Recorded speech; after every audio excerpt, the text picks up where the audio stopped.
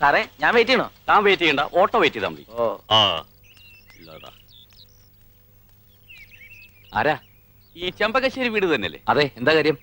ഞാൻ ബാബാ ബ്രദേഴ്സിന്റെ മാനേജറാണെന്ന് വേണമെങ്കിൽ പറയാം, കാര്യസ്ഥനാണെന്നും പറയാം. ഇനി അടിയാളാണെന്ന് പറഞ്ഞാൽ യാതൊരു വിരോധമില്ല. ഏത് ബാബാ ബ്രദേഴ്സിന്റെ ഏത് മാനേജർ? കാര്യം എന്താണെന്ന് വെച്ചാൽ പറയണം. ഇവിടെ ഒരു കാർ ഉണ്ടായിരുന്നു, വിറ്റൂന്ന് കേട്ടു. അത് ഇപ്പോഴാണ് കേട്ടത്, വിറ്റിട്ട് കാലം കുറയായി.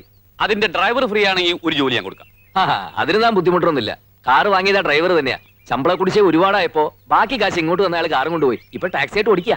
അപ്പൊ അതും പോയി. അല്ല, എന്താ കാര്യം? ഒരു ഡ്രൈവറെ അത്യാവശ്യമായിട്ട് വേണമായിരുന്നു. നല്ല കുടുംബത്തിൽ നിന്ന ആളാവുമ്പോ ധൈര്യമായിട്ട് നിർത്താലോ എന്ന് കരുതി. വേറെ നോക്കാം. ഹലോ, ഒരു മിനിറ്റ് ഒന്നും വന്നേ. നമ്മൾ ആരാന്നാ പറഞ്ഞേ? നമ്മളാരാണെന്ന് അറിയില്ല, ഞാൻ ഈശ്വരപിള്ള. അല്ല, ഈ ഡ്രൈവർ ജോലി എന്ന് പറയുമ്പോ സ്ഥിരമായിട്ടോ അതോ താൽക്കാലികമായിട്ടോ? തീരായിട്ട് വേണമെങ്കിൽ തലമുറയായി കൈമാറി ജോലി ചെയ്യാം. എന്ത് കിട്ടും? അസല് നല്ല കിട്ടും. അല്ല, ശമ്പളത്തിന്റെ കാര്യല്ലേ, നല്ല ശമ്പളം കിട്ടും. അതുകൊണ്ടൊരു കുടുംബത്തിന് സുഖമായിട്ട് കഴിയാം. ശമ്പളം കൃത്യമായിട്ട് കിട്ടൂലോ അല്ലേ? നല്ല കഥയായി. ശമ്പളം മാത്രമല്ല, വേറെ പലതും കിട്ടും. ഓ, ഒരാളുണ്ട്, നല്ല കുടുംബത്തിൽ ജനിച്ചയാളാ, ബികോം വരെ പഠിച്ചിട്ടുണ്ട്. അതാണ് പ്രശ്നം. അല്ല, 7ാം ക്ലാസ്സോ 8ാം ക്ലാസ്സോ ആണെങ്കിൽ പ്രശ്നമില്ലായിരുന്നു. വലിയ വിദ്യാഭ്യാസമുള്ളവരും നല്ല കുടുംബത്തിൽ പറഞ്ഞവരും മുതലാളിമാർക്ക് ഇഷ്ടമല്ല. എങ്കിൽ ബികോം വരെ പഠിച്ചിട്ടുണ്ടോന്നൊന്നും പറയണ്ട.